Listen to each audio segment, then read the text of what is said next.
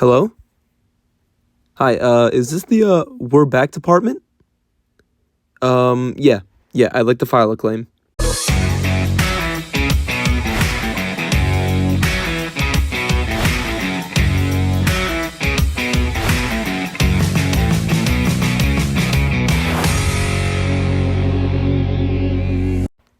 Alright, everybody.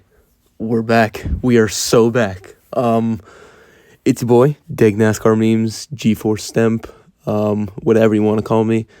After a 2-year hiatus of being in the Middle East, coming back, moving out of New York City after 18 years, just to go back to upstate New York for college, focusing on surviving said 2 years of college.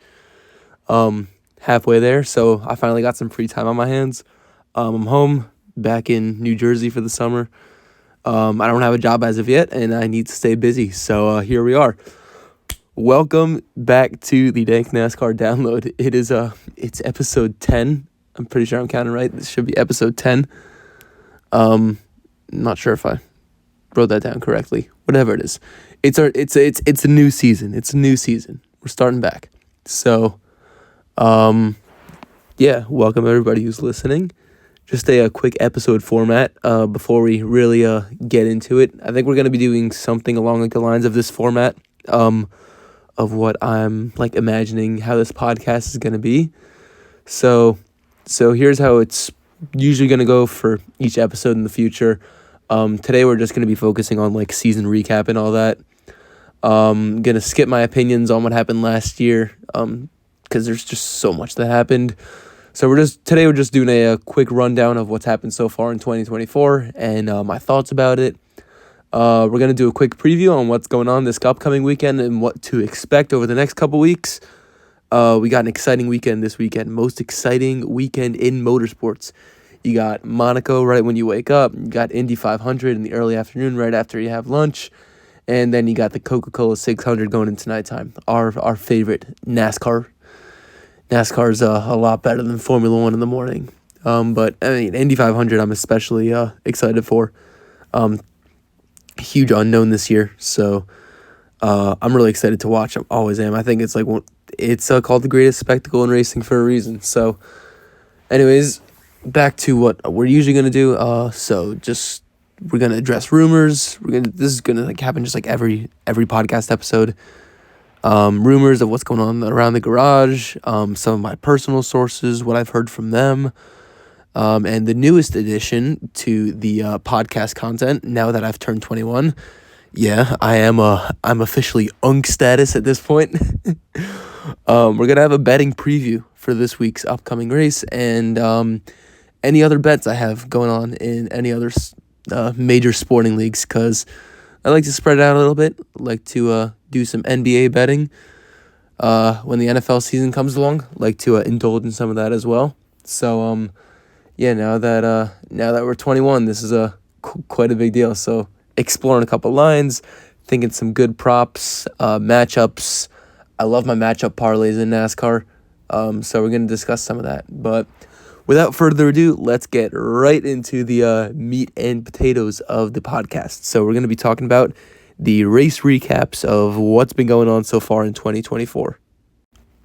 All right, so since I haven't recorded an episode yet this season or last season or for, half the season before that. Yeah, whatever, you get the point. Just going to go through some fast thoughts on each race this season. So starting off with the Daytona 500. Race itself, pretty boring. Not too much action going on besides Brad Keselowski terrorizing the field yet again for like second or third straight year, whatever it is. You also got Alex Bowman pushing William Byron into wrecking the entire field, which ironically ends in Bowman and William Byron going 1-2 and getting Hendrick their first Daytona 500 win since 2013. Byron's been a great plate racer for most of his career. I feel like he's had a lot of good runs in the Daytona 500 before, so yeah, he had one coming, but a bit of a controversy at the finish as we had one of many finishes this year decided by a few inches before the yellow caution light went on. So, yeah. Atlanta, speaking of the year of the photo finish, Atlanta has all of a sudden turned into from being a public outrage into the best super speedway on the NASCAR schedule right now. It actually provides good pack racing with the ability to pass, something we'll discuss later. And the race ends up with one of the craziest finishes that I have ever seen in my life. 3 wide at the line, separated by 7 thousandths of a second, and the margin between Suarez and Blaney being only 3 thousandths of a second, tied for the third closest finish in Cup Series history at the time. This win may or may not save Daniel Suarez's chances at staying at Trackhouse. I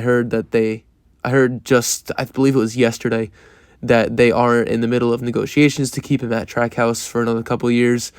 But yeah, this win pretty much has saved Daniel Suarez's spot at Trackhouse, because this is honestly a diamond in what's been a very rough last 2 years for Daniel Suarez, and many people have been questioning his performance in the 99 car, so this definitely kept his contract alive. So anyways, next week after Atlanta, we had Las Vegas.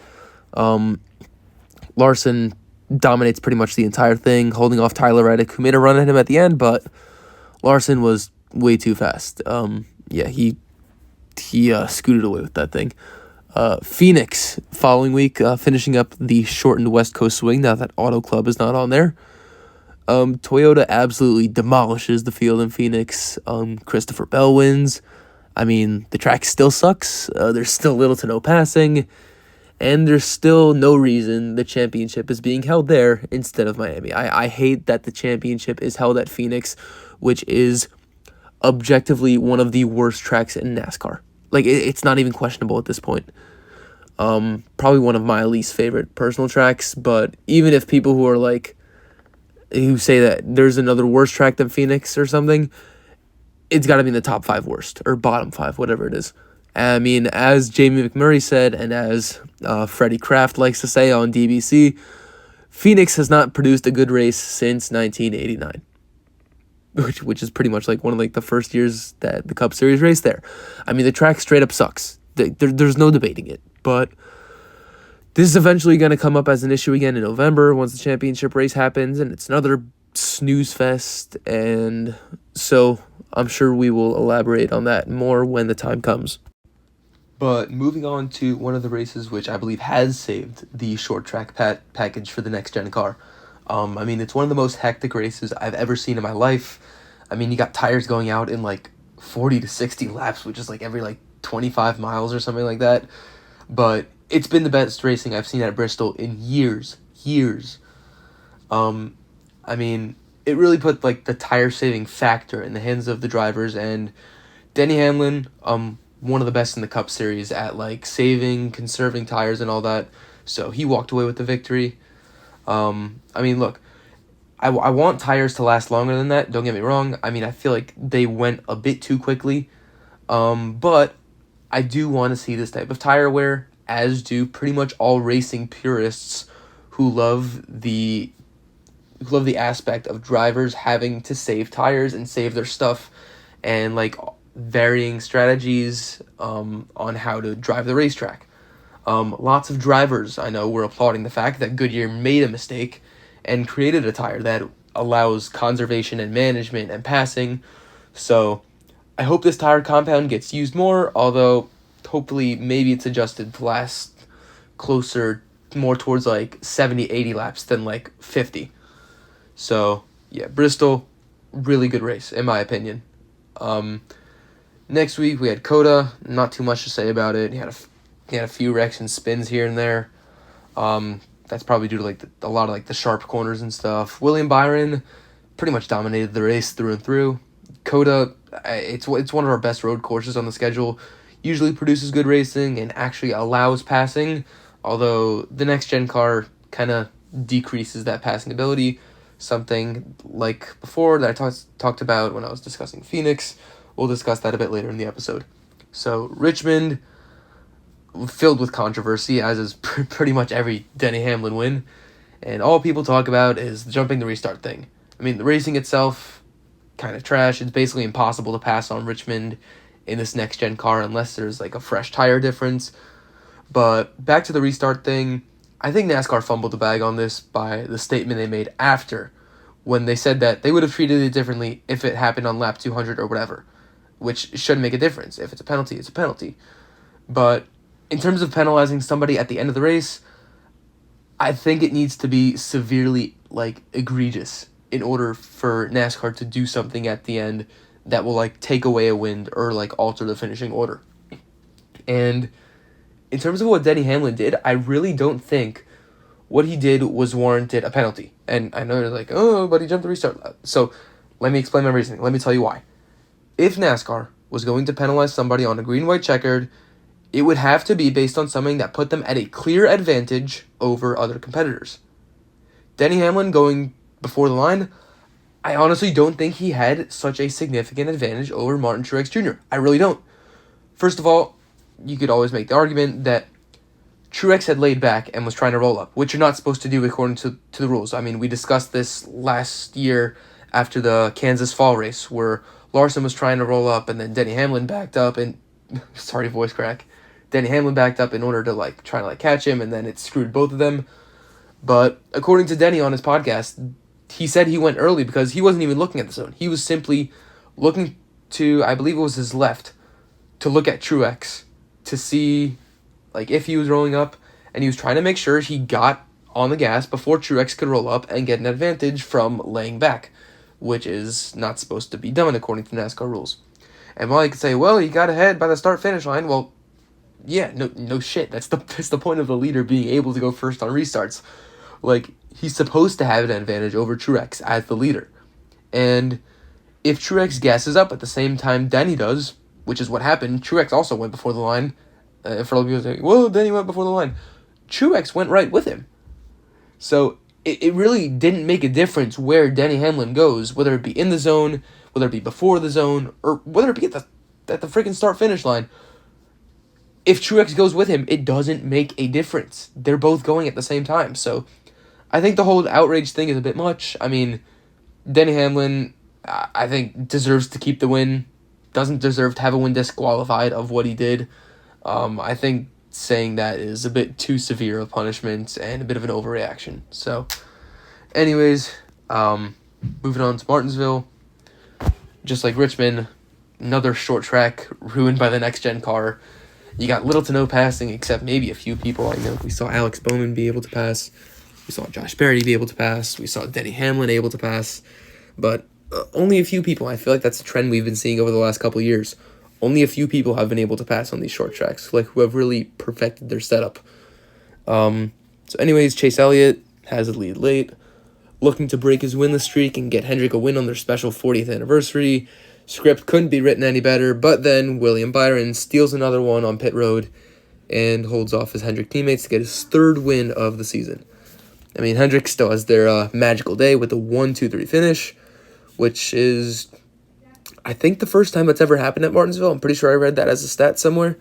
But then, of course, you got Bowman in 8th, getting his ass kicked by the other Hendrick cars as per usual. But overall, amazing day. 4 top 10s for Hendrick Motorsports on their 40th anniversary, plus the win. Script writers did their job. All right, Texas. If you enjoy NASCAR for the crashes, which I feel like a lot of people do, they just like it. If there's a lot of crashes, fine, it's a good race. If you're that type of NASCAR fan, then Texas has finally managed to become a good track for you because you got people wrecking off of turn 4 for the entire day, which I guess makes this year Texas race the most exciting one since the repave. I mean, you just haven't had a lot of action, haven't had a lot of passing. The wrecks do cause excitement. I mean, that's what NASCAR wants. That they always advertise the wrecks in their commercials and stuff. So it's good for entertainment purposes. But another thing, speaking of good for entertainment purposes, Chase Elliott takes the charge on a late race restart. Denny Hamlin wrecks, trying to hold on with him for the lead. And Chase Elliott finally breaks his 42-race winless streak, which is good news for NASCAR. I mean, they don't want a repeat of a long winless streak for the most popular driver, just like Dale Jr. had from 2008 to 2012. So good for NASCAR that Chase Elliott is able to win. I mean, he was in a huge slump ever since he won that regular season championship trophy in 2022. After that, I mean, he struggled in the 2022 playoffs besides that one win at Talladega. 2023 had trouble running in the top 10 on a normal basis. But now, seemed to get his mojo back. So Chase Elliott's happy. All the Elliott fans can be happy again now that their glorious, precious Pookie Bear is now in victory lane. Right, and moving on to Talladega. I mean, visually, like from a fan perspective, Talladega looked better than Daytona with a lot of three-wide pack racing, which, as a fan, you gotta love. And there seemed to actually be a way to pass and get to the front by maneuvering and leading lines, which we haven't really seen much of at Daytona or Talladega each of the past couple of years. Toyota had a great strategy at the end and was pretty much going to set sail and have like a dominant finish, like have pretty much all their cars in the top 10 if it went green at the end. But then they had the choke of the century because John Hunter Nemechek decided to be a complete dumbass and to wreck the Toyota train. It did end up somewhat okay for Toyota at the end, though, as the leader of their pack, Tyler Reddick, managed to come up with the win after McDowell also decided to, be a dumbass and wreck himself coming to the checkered. So Reddick steals one, finally gets his first super speedway win. Michael Jordan's in the house. Good day for 2311. Dover. Dover's had some solid racing with the next-gen car, not going to lie. I personally like the way it races now. I mean, as I said before, though, Denny Hamlin is always going to be filled with controversy as Dirty Air was brought back into the conversation regarding the battle with Kyle Larson at the end. And, yeah, I mean, it's true. Dirty Air has been an issue since 2019 when they introduced the aero package. And with NASCAR cars having, not so good aerodynamics and punching a massive hole in the air, it is always about finding a different line. So when Hamlin took the top away, I mean, it was pretty much game over for Kyle Larson because he wasn't fast enough on the bottom, not fast enough to catch the 11. So, yeah, moving on to Kansas, which, in my opinion, best track in NASCAR at the moment. I fully 100% believe that. It's a hot take, but look, go back and watch every single Kansas race in the next gen. It's got everything. You got passing, you got side-by-side racing, you got multiple groove, you got exciting moves. I mean, and now you have the closest finish in NASCAR history. It's a great track. I think it's the best in NASCAR at the moment. It had everything you could possibly ask for. Lead changes, close battles for position at the front. You had that insane 5-wide pass on the front straightaway with Buescher and all that.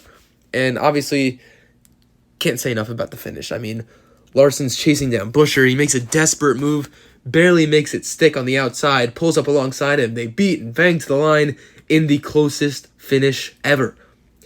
I mean, in terms of getting the call correct, I mean, a bunch of people saying, oh, maybe Buescher won. I think NASCAR got the call correct. Larson definitely won the race. I mean, to be fair, Kansas Speedway does need to paint that start-finish line a little bit better next time, but there was conclusive evidence that Larson won. People saying, Buescher was robbed. Conspiracy theory. I mean, Larson won that race, for sure. Respect the finish. Respect the way he got outside and made that insane move off the last corner. I love that. I can't say enough about that Kansas race. One of the best races I've ever watched. Darlington, also Chris Buescher being involved in another exciting finish. This time, Brad Keselowski gets the win earlier. Can't remember how many laps it was to go, but Keselowski and Reddick got together. They let Buescher by, passing them 3 wide on the front stretch. And then a little while later, Buescher and Reddick are wrecking, and Brad Keselowski gets by to get his first win in 3 years. Also, his first win as a driver-owner at RFK. To be honest, I wasn't really a fan of Keselowski during his Penske years. I didn't necessarily hate him with a passion and all that. I wasn't really a fan. I didn't really like him, but I really respect what he's done with RFK Racing and brought it from a sort of dying team back up to the top level of competition in the Cup Series. And I was definitely rooting for him, and it was nice to finally see him win again. And, of course, good to see his iconic American flag celebration down the front stretch. So, yeah, that's all the points-paying races you got. And up to this past week, the All-Star race. All-Star race past weekend, the new track, new repave. I'm glad that they kept the bumps in it. It definitely adds character to the racetrack, but I mean, still, classic North Wilkesboro. You didn't have a lot of passing. You especially couldn't pass the leader. But I mean, that's generally how North Wilkesboro races. I mean, it was like that in the 90s as well. But big storyline of the week isn't the winner. It isn't the racing. It isn't the repave. It's not the $1 million. It's Ricky Stenhouse versus Kyle Busch. Honestly, in terms of who's at fault, I don't really think Ricky was at fault for pushing Kyle up. I mean, as Ricky mentioned in their argument, Kyle was already in the wall before Ricky even made contact with him. Plus, you include the fact that Ricky was being forced up by McDowell, who's on the bottom of that 3-wide exchange. Now, you got the punch. We're gonna rate the punch out of 10. So, had a lot of oomph into it. Ricky, pretty strong guy. He's a fitness slut for those who follow him on his workout routines that he posts a lot. He's pretty strong. He got a lot of power into the hit. But Kyle Busch, we know Kyle Busch. He's had a few dust-ups in his NASCAR career. He's an experienced fighter, so he rolled with the punch to lighten the blow. Didn't look as bad as it would have been, as if he would have been standing still. Ricky definitely made contact on it, although mostly got Kyle Busch's neck, only a little bit of face on it. So, in terms of rating the punch out of 10, give it a solid 5.7. 5.7 out of 10. Ricky was at a disadvantage due to him standing still, not really having the time to wind up or space to wind up for the punch, since he was, 1, standing still, 2, Kyle was staring him right in the face, and Kyle was able to telegraph it pretty well. So, MVP of the fight, though, for sure had to be that crew guy from the number 8 who was standing on the bed of the trailer. I mean, he absolutely manhandled 2 guys from Ricky's team while protecting Kyle Busch at the same time. I mean, hell, give that man a UFC contract. Yeah, he was my MVP of that fight, that big crew guy from Kyle Busch's team. Obviously, just a couple days ago, you have the penalty. I mean, the penalty is probably the biggest thing coming out of the fight. To put it lightly, I think the fine is idiotic, and it's probably one of the dumbest things I've seen the sanctioning body go and do over the last few years. How are you going to fine a guy $75,000 and say that it went against the code of conduct when you made 11 goddamn posts about it on your social media channels? It makes no sense. You can't fine Ricky and say that what he did was wrong, while at the same time promote it and celebrate it across the internet. And to put the icing on the cake, I'll bet my life on this. NASCAR is going to be using that clip in commercials for the next 5 years. And as I have stated many times on my social media page, there is a personality problem in NASCAR, where drivers are not allowed to do anything fun, anything exciting. They got to have a vanilla personality and be walking billboards for the entire time. They're not allowed to have personality these days. When you take away the excitement and discourage drivers from showing their emotions, such as a case like this, you're destroying the driver personality issue that is currently plaguing our sport right now. So, I think what NASCAR is doing is stupid, and yeah, before I go on more, that's all I'm going to have to say about this topic. But, yeah, speaking of general things going on in NASCAR, as I mentioned before, just wanted to give my opinions on certain storylines that are going on in NASCAR at the moment and overall this season. So we're going to start off with the charter agreement. The charter agreement that they've been working on for a couple of years is finally starting to take steps to move forward in the way teams mostly want to do. There are rumors that just came out a couple days ago about switching to a 3-car limit for teams, excluding the teams who already have 4 cars, such as Hendrick and Gibbs. I specifically mentioned only Hendrick and Gibbs and not Stewart-Haas Racing because SHR would not be included in that, since there are very credible rumors that they are selling all 4 of their charters. Top candidates in buying those charters are FRM, 2311, Trackhouse, and there are now rumors that a third RCR car is a possibility. There's also rumors about Legacy Motor Club possibly investing in a charter, and of course, this has been going on for a couple years, but there's the possibility of Dale Jr. buying a car for a Junior Motorsports Cup team. So those are all things that could happen. I can't really make any speculation at the moment because there's just so many possibilities. But something that we did get set in stone was the TV deal. One of the things that teams wanted before making serious negotiations about the charter deal was a TV deal for media rights. Fox and NBC are now going to be cutting their amount of races. I believe it's to 14. NASCAR on TNT is returning for the first time since 2013, I think. No, maybe it's 14. I'm not sure. Or maybe that was NASCAR and ESPN, whatever it was. And now you have Dale Jr. spearheading Amazon Prime coverage of the Cup Series, which I'm very excited about. Fox, I feel like, I don't know, kind of on their way out. Production is kind of shit these days. They just canceled Race Hub for the foreseeable future, which I think is a huge step down in terms of their coverage of NASCAR. And somebody who does appreciate watching Radioactive, it's a bit sad to see it go. NBC, I'm cool with. Rick Allen, you got him stuttering and saying a couple wrong things, but generally NBC coverage blows Fox out of the water. They actually care about doing it, so I'm cool with them. I look forward to seeing how NASCAR on TNT does with Turner Sports, because I feel like Turner has been making a lot more, has been switching up a lot of like what they're doing over the past 5-10 years and trying to do a little bit of a rebrand. But what I'm most excited for has to be NASCAR on Prime, because look, you got people saying, oh, I don't want to buy subscriptions for NASCAR and all that, which is true. It's a valid complaint. Not everybody has subscription services, especially at Amazon Prime, and it's going to be annoying for those who want to watch NASCAR on broadcast television and don't want to use subscriptions and all that and pay whatever it is for Amazon Prime. But on a positive note, we know that the last couple of years, Amazon Prime has invested a lot of money in sports.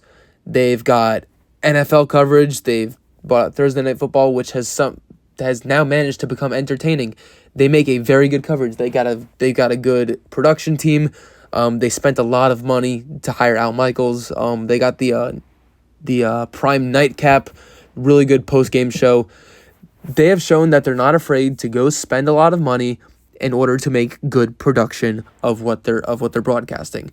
So I feel like having Dale Jr. on board will be a great guide for Amazon on how to make the broadcast better, and we know that they're not afraid to spend money on making their broadcast better. So this is a subscription service. This is a bit different from what we've seen in the past from NASCAR broadcasts, but I do believe that the broadcasts from Amazon will be specifically a lot better.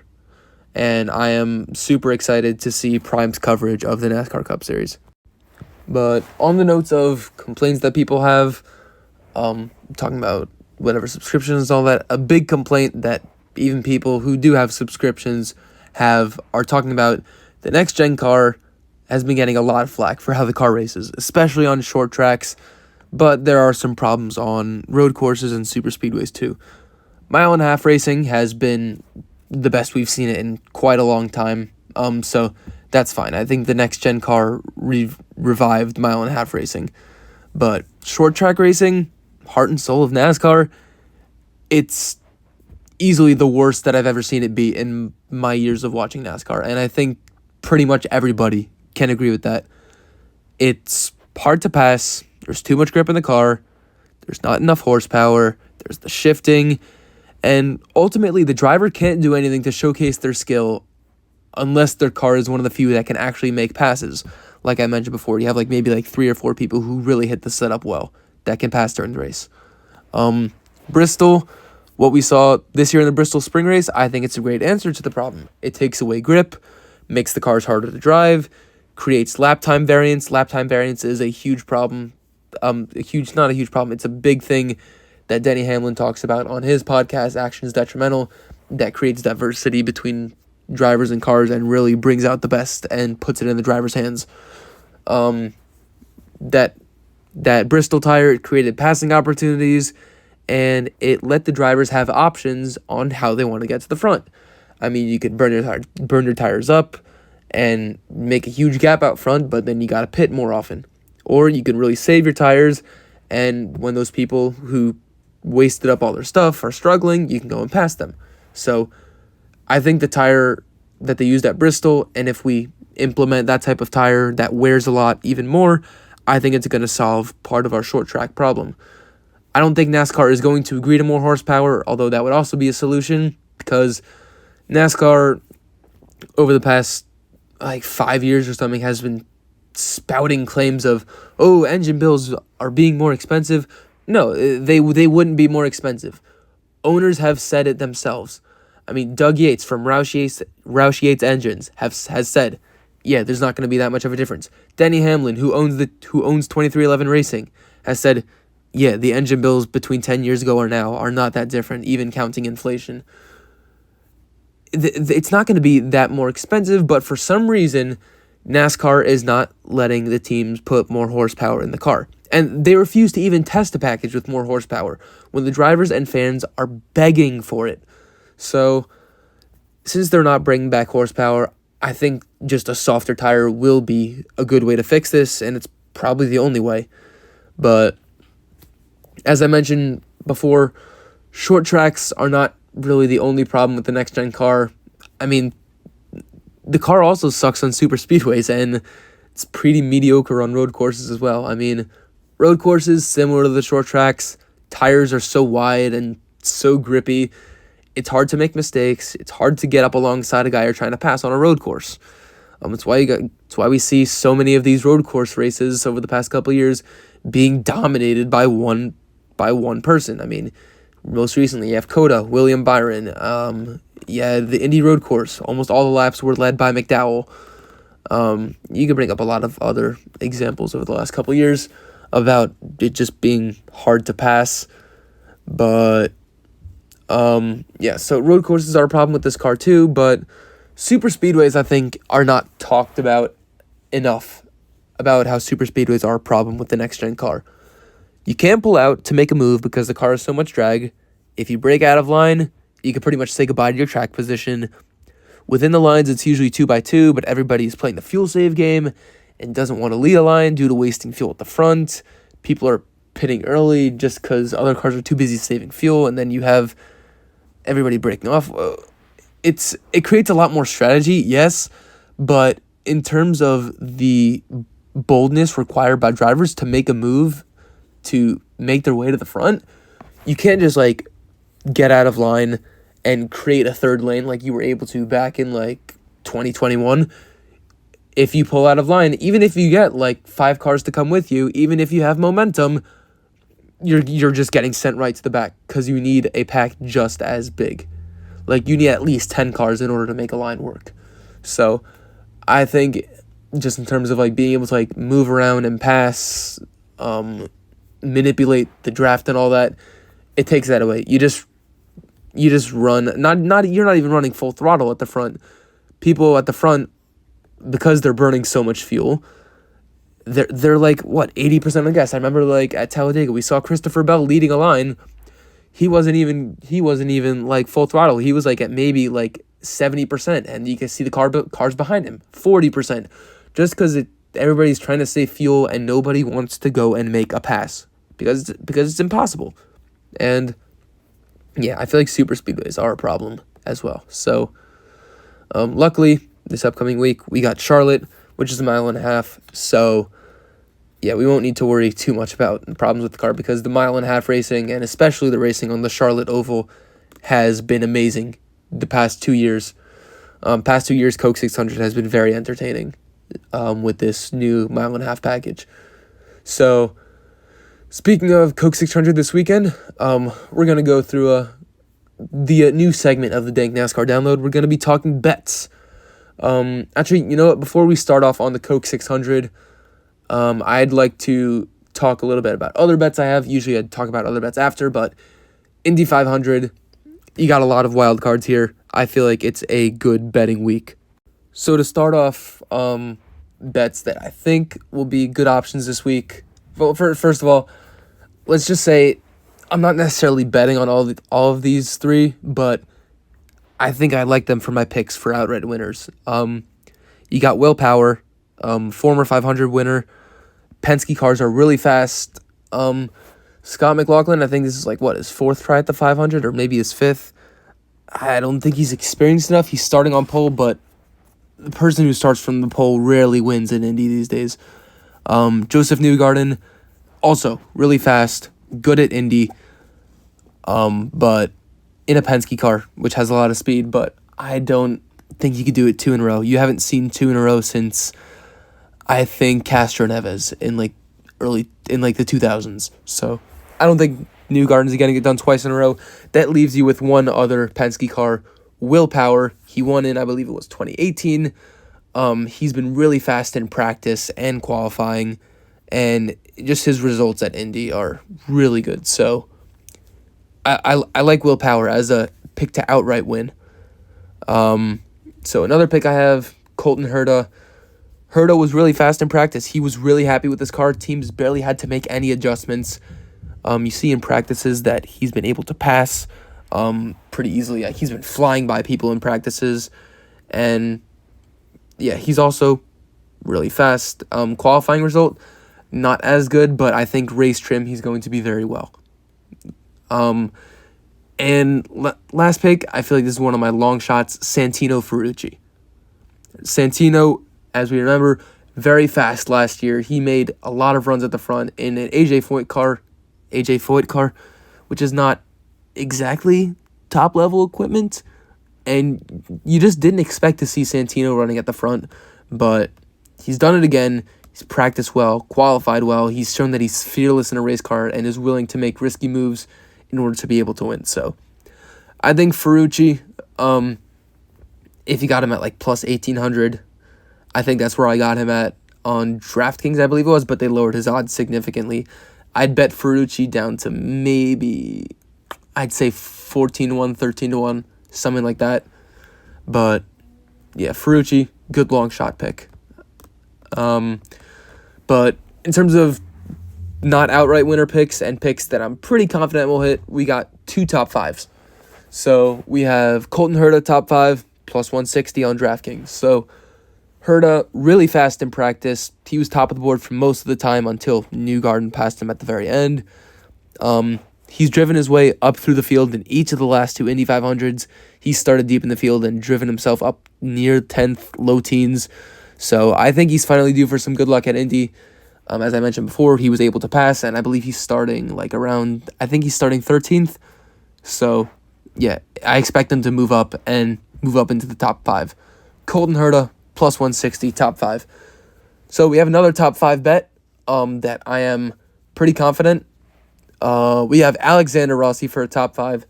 DraftKings is offering it at plus 110. That's the best I've seen. I mean, to be fair, I use three sports books. I use FanDuel, BetMGM, DraftKings. DraftKings had the best offer on this at plus 110. BetMGM had it also at plus even money, plus 100. I think if you're giving plus money for a Rossi top five, take it. I mean, Rossi's a former winner of the 500. He won it in his rookie year, 2016. He has wrecked out of the race twice in his 8 tries at the Indy 500, but that's not what we care about. We care about those times where he hasn't wrecked, and in those times, he's finished outside of the top 5 only once. He won, he's finished twice, he's finished second, he's finished 4th, and he's finished 5th twice. And that one finish that I mentioned, when he hasn't wrecked, that one finish where he's finished out of the top 5 was in 7th. So, he's really good at Indy. He's an absolute machine there. I think based off of speed in practice, the speed of the McLarens has been pretty good. He's fast in practice, fast in qualifying. He's going to be up near the front. Alexander Rossi is a pro at Indy. So, I'd say this pick, Alexander Rossi, top 5 at plus 110, probably my most confident Indy 500 pick of the weekend. So, this is the one that we're locking in. We're locking in. Alexander Rossi, top 5. So, that's all I got for the Indy 500. So, let's move on to the Coke 600. Coke 600, looking at some of the lines, I know DraftKings allows you to parlay top 10s. which is really, really good. I've been parlaying a bunch of top 10s in recent weeks, won some good money off of that. So we're looking at DraftKings for top 10 bets. And something I noticed, Bubba Wallace and Alex Bowman are each plus money for top 10s at Charlotte. So Bubba has been very fast at Charlotte in the next gen car. He ran second in the early stages of the 2022 race before getting in that wreck. And last year, he finished fourth. So, I mean, Bubba, top 5, I'd even put money on. I mean, top 5 for a Bubba Wallace is being offered at plus 375 on BetMGM. I'm thinking of putting down money on that. And in terms of Alex Bowman, Bowman's in a 100 car. He's been running well recently. He has an average finish of 9th over the last 3 Charlotte races, so I think a Bowman top 10 bet is pretty safe. So we're going to parlay those, and we're going to parlay a Bubba and Bowman top 10. DraftKings is giving it to us at plus 320. I think that's a pretty confident pick I'm going to make. So we're putting that in. Bubba Wallace top 10, Alex Bowman top 10, parlaying that for plus 320. Boom. Another bet I'm pretty confident in. Chase Elliott, top 5, plus 160 on BetMGM. So, last 6 times Chase Elliott has finished a race on the Charlotte Oval, not counting the times that he's wrecked, including last year, and I believe the year before. The last 6 times Chase Elliott has finished a race, crossed the finish line on the Charlotte Oval, he's only finished outside of the top 5 once, and he's had 4 finishes of 3rd or better. And considering he's already won on a 1.5 miles this year, Hendrick looks to be fast on 1.5 miles. Chase Elliott top 5 at plus 160 is, I think it's a really good bet to take. It's only plus 160, but we're taking it. So another thing that I've just been using as a guide in my betting this week, Kyle Larson. We know Kyle Larson's amazing at Charlotte, but he's running the Indy 500 earlier in the day. He's going to be tired. He's going to be fatigued. So not only is he fatigued of racing, he then has to go on a helicopter, then to a plane to Charlotte. He's going to be tired from traveling as well. You get tired when you're traveling. So I don't think Larson's going to be at the top of his game when he comes to Charlotte. And in terms of just being in a race car, he hasn't had as much time in a cup car in the last couple weeks since he's been so busy with Indy. And usually one thing to take into consideration when you're betting, you need to think of who's going to finish ahead of the person. You might be thinking, oh, Chase Elliott top 5. You need to think of 5 drivers who will finish ahead of Chase Elliott. I don't think there are going to be 5 drivers finishing ahead of Chase Elliott at Charlotte on Sunday. So I don't think Larson is going to be finishing top 5. So that takes away the possibility of somebody being ahead of Chase Elliott, being ahead of Bubba Wallace, being ahead of Alex Bowman, which moves them each up 1 spot in the order. So I think that's one thing that I'm going to take into consideration. I don't think Kyle Larson is going to have a top 5 car. He's not going to be running in the top 5 at Charlotte. That's my prediction. Again, this could age terribly and he could win the race, but who knows? He's Kyle Larson. He's pretty insane. So I don't think I'm going to take any outright winners for the Coke 600 until I see practice and qualifying. But I mentioned, as in general, stay away from Kyle Larson. Stay away from like parlays or like specials that say, oh, Kyle Larson finishes top 10 at Indy and Charlotte. Actually, top 10 I might take. But I remember seeing a FanDuel special. Kyle Larson finishes top 5 in each race. I am absolutely staying away from that. I don't like it. But in terms of other bets, as I mentioned, I don't think I'm taking an outright winner yet until I see practice and qualifying on Saturday. But one bet I like, Chris Buescher, top Ford at plus 330. Chris Buescher, been the fastest Ford each of the last couple weeks. He was fast at Kansas, almost won. He was really fast at Darlington as well, almost won there. Both of those are intermediate tracks. They use the same package. He's been insanely fast there. Chris Buescher, he's also had pretty good results at Charlotte ever since he's been racing in the next-gen car with RFK. So RFK has been having good mile and a half speed. I think they're on the rise. Chris Buescher has a lot of momentum. I think the racing gods owe him something. So Chris Buescher, top forward at plus 330. I know Ryan Blaney won this race last year, but I think RFK is going to be faster than Penske this weekend. So I think Chris Buescher, top forward, is being offered at really good money. So another thing we're going to do, I'm a big parlay guy, especially like NBA, NFL parlays. DraftKings, I'm very thankful that DraftKings offers you to parlay a lot of bets. So I do a lot of matchup parlays each week, and we're going to be reviewing one right here for the first time. We're going to be putting in a 3-legger for plus 583. Plus 583 on DraftKings. It's offering Ty Gibbs versus Ross Chastain. I think Ross Chastain has not been as impressive this year. He's been good at Charlotte in the past.